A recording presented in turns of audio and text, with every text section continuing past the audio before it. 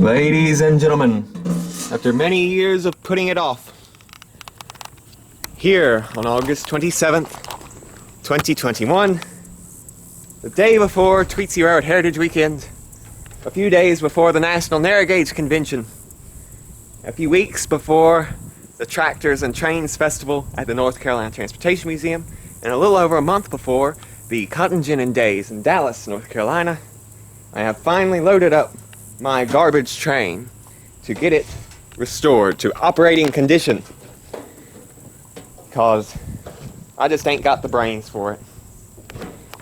We're going to take it to Strasburg, let them deal with it. That is a joke. The reality is we're taking it to a small engine shop in Stanley, North Carolina, where they will fix it up, because I just don't have the brains for it.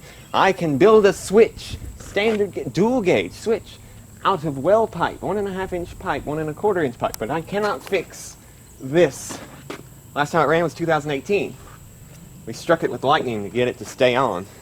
We could get it to turn over, but couldn't get it to stay on.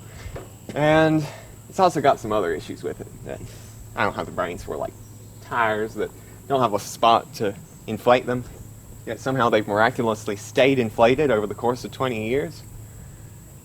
But my goal is, if all was to go well, and it was to get back returned quickly, I would like to bring this to the Tractors and Trains Festival at the North Carolina Transportation Museum on September 11th and ride around a little bit, pose for pictures with Jet 085, double head, maybe mid-train power on the caboose train, something like that, and then get cheerwine bottles hurled at me for getting too close to the quality.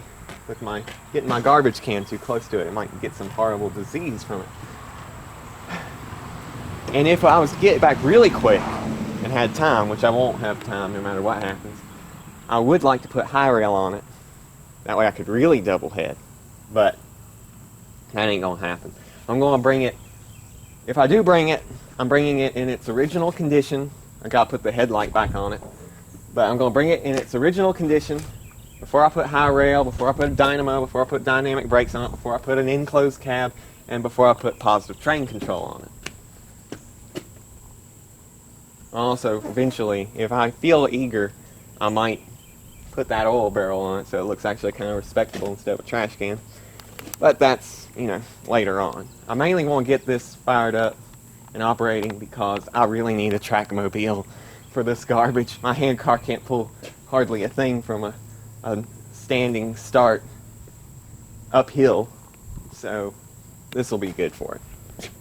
And also, if you wish to donate, I have been chosen by the powers that be on YouTube to have a donate button under my YouTube videos.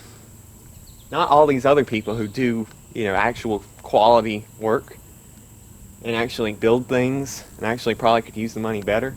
But YouTube has chosen me to have a donate button under my YouTube channel. So if you wish to help fund this garbage, if you for some reason have enough money to throw away at this, to literally throw in the garbage can, I will be sure to give you a shout out. But I had a GoFundMe a while ago to pay for my train track and nobody ever gave to it, so GoFundMe shut me down. But I found Wellpipe, or Wellpipe found me. So everything's working out well. I gotta take this garbage can off before we take it there, because it doesn't flip up. You actually have to take it off. But that's the situation, and that's where we're at. So thank you. Hopefully one of these days, very soon, this will be running on the high rails again. So thank you all, and it's another peaceful day in Alexis, North Carolina.